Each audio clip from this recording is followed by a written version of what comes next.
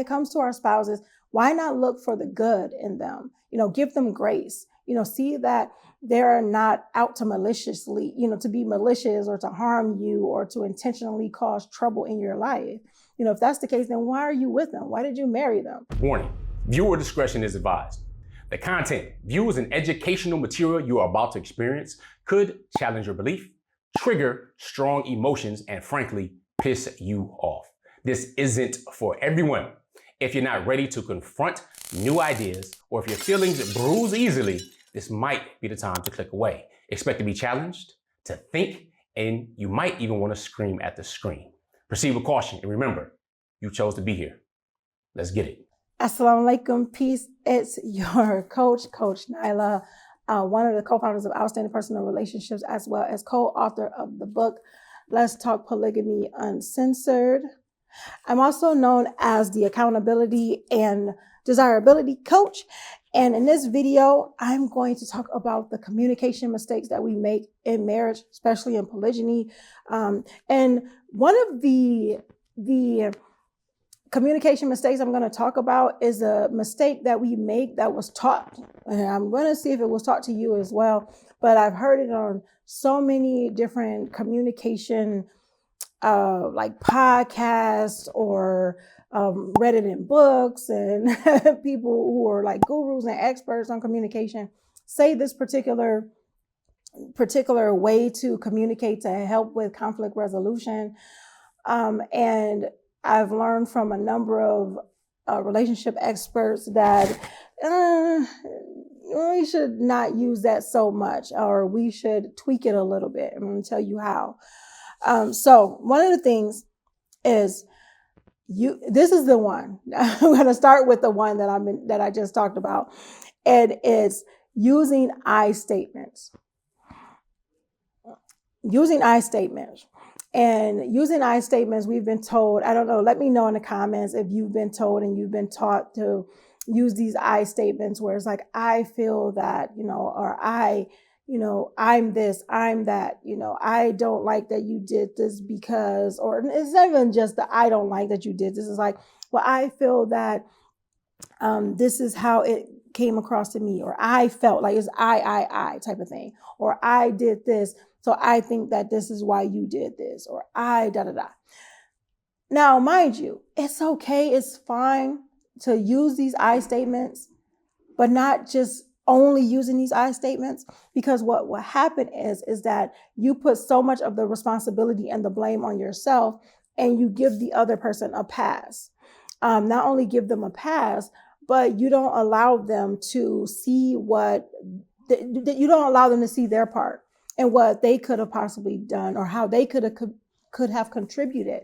Now, it's not always easy. This is not the greatest thing to have this type of conversation. This is the hard conversation part. This is being courageous in your communication, because no one wants to point the finger. And well, there are some people that do, and that's petty, but you don't want to point the finger. And this is your loved one, and you're just placing blame on them, but you don't always want to take the blame for it as well, where it's just your fault. We all have our responsibilities, and have to be accountable for our parts in whatever happens in our relationships, what happens in our modes of communication. So it's not only using the I statements, but understanding and giving grace, because I'm going to get into that a little bit more, but understanding that you want clarity, and I'm going to get into that because that's actually the next one, is gaining clarity, but also letting the person know that you don't think that they were being intentionally malicious or these different things like that. So instead of saying, well, I did this and I felt that you did this to me, and that type of conversation, or starting it off that way, it's like, okay, I'm pretty sure that you didn't mean it this way. However, it came across this way to me. So instead of using the I felt this way type of thing, or I did this, so maybe that's why you da. Don't let them off the hook so easy. And I'm not saying to just be, this lying and pouncing on people. But we got to hold each other accountable, just as much as we want them to hold us accountable, or we should, because it helps us grow. You want to make sure that you are holding your loved ones accountable and helping them grow as well. Now, I'm not saying that they're going to take it in stride. I'm not going to say that they're going to see it as that, however, you know what your intentions are. So you have to be of the pure intention, of the good intention of wanting to have a good outcome. And that outcome is to connect, is to grow, is to resolve the conflict in a peaceful way. So letting them know that you understand that, that it could have came across a particular way. Maybe you saw it a different way, but instead of saying, I'm at fault because I looked at it wrong, or I saw this way, say, you know what? Do you think that it could have came across this way? Or I'm pretty sure that you didn't mean it like this, or I will believe that you didn't mean it like this because I know how you feel about me. But this is what it came across as, is that true? Am I right? And, and that goes into the next one, is asking for clarity, or the mistake is not asking for clarity, because we may have different meanings of things. One of the things is respect.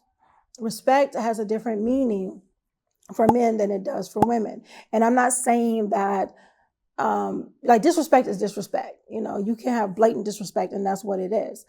But certain things can be disrespectful and we not even know it because we did not get the clarity, or we're not reading the room. Like sometimes you can feel the vibe and ask for clarity. Don't be afraid to ask for clarity. Sometimes we're afraid to ask for clarity because we don't want to know the answer, or we're afraid to know the answer, or the anxiety kicks in.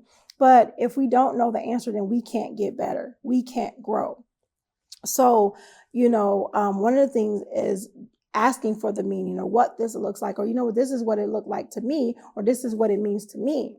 Coach Nazir and I, we've done that on a number of occasions in some of our communications of gaining clarity, is writing down or even discussing the different meanings, or our meanings that we have to specific things. That could be the same. It could be the same word, but we can have different meanings, or it could be the same phrase and we have different meanings because we have different experiences. So gaining that clarity can help you get closer together. Assuming. So they're going to go into assuming. Now, gaining clarity or not getting clarity does not automatically mean that you're assuming. However, when you're assuming, that means that you're not getting clarity. So, and sometimes, we can assume something negative, and that says a lot about how we're feeling about our spouse, or what we are experiencing from our spouse. Or are we bringing in old stuff, which I'll go into that because that's one of the final ones that I have in this video, because there's many more, but in this video. But we can have some past issues, or the way we grew up, or the way the different experiences that we've had in our lives affect how we are seeing our spouse, or how we are seeing the communication, with our spouse. And sometimes that can cause us to assume things, and we are not even gaining the clarity. We're not even asking if this is what it is. We'll just assume and then give them the silent treatment, or, we'll do the passive aggressive thing. And I don't like the passive aggressive thing at all. And I try my best not to do it, but I'm not free from doing it myself. But I try to be more mindful, and that's being self-aware, because I've dealt with many people that can do that. And I've done it myself in the past, and it doesn't feel good. If you want to say something, be clear, be upfront, and don't assume, be non-assuming, and when it comes to our spouses, why not look for the good in them? Give them grace, see that they're not out to maliciously, to be malicious or to harm you or to intentionally cause trouble in your life. If that's the case, then why are you with them? Why did you marry them? So give them that grace and don't assume. Gain clarity. You see how all of it is tying together? So the other thing is tailing. I call it tailing. And tailing is guilting, another word for it is guilting. So let me show you what that means. It's like, okay, I didn't do this because you didn't show me how to do this. Or, I responded this way because da da da da da. And sometimes it's just a reason and you'll say that. But a lot of times it's just the guilting a person. Like, I didn't do that because, well, last time you made me feel da da da when I said that, Instead of gaining that clarity and making sure that not only did you gain clarity, but you fix the problem. Now this is a non-issue. It shouldn't even be an issue anymore, because you should have come together and resolved the problem, resolved the miscommunication, resolved the issue that should not have been lingering. Now that you have to bring it up, or that you are tacking it on, or you're making the person feel guilty. Oh, well, I would have slept well, but, you left, or you didn't let me know something. So this was in my head. So it's kind of saying these different things to make the person feel guilty, but you never told them why before. So, that's where the silent treatment comes, the passive aggressiveness comes, and things as far as that, because, you're saying this, you have this alternate meaning to what you already said. So it's like he was like, well, I'm okay, except for da da da da da, or yeah, I would be okay, but this and that da da. You did da da da da. If you didn't do woo woo woo. Type of stuff. So, insert whatever there. Telling. That's, and not telling, T-E-L-L-I-N-G. Tailing, T-A-I-L-I-N-G. So it's just tacking that tail on the end. All right. The last one in this video, that's a mistake that we do, is bringing up old stuff. Bringing up the past as a weapon. Not as reference, but as a weapon. Bringing it up as reference is that you're speaking on a specific thing, and it's like, okay, for reference point, this is what, remember this type of thing. This is what this feels like, because this is what happened in the past. How can we get past this? So not only bringing it up as a reference, but seeking a solution on how it's not to happen again. And, say, this is the only reason why, if you have to give a caveat, give a caveat. But don't bring it up as a weapon like, well, 2 years ago you did this and now it's got me feeling like that. Or this is the reason why I got this attitude with you. Or, I'm side-eyeing you, or I'm giving you the silent treatment, because this made me feel like last time when you did such and such. That's why I don't ever do anything for you, because this is what you did. You did this 2 years ago. You did this 3 months ago. You did those type of things. That's not trying to come together. These are communication mistakes.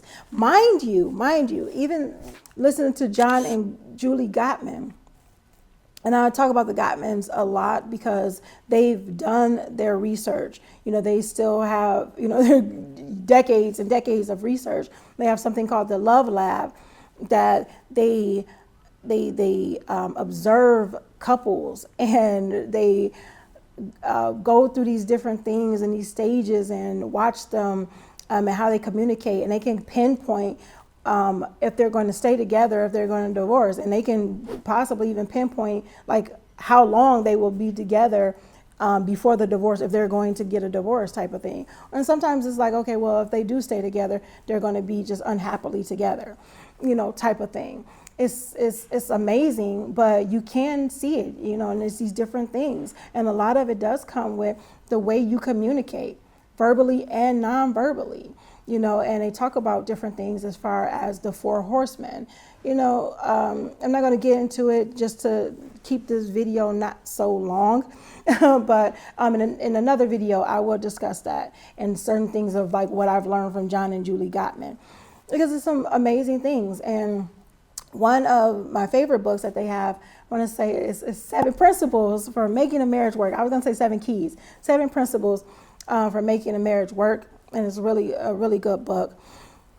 And it talks about that. It goes into the 4 horsemen, having contempt, for your spouse, and the I don't think it's like gaslighting. I was going to say gaslighting. I hear it so much, and people don't know what it really means.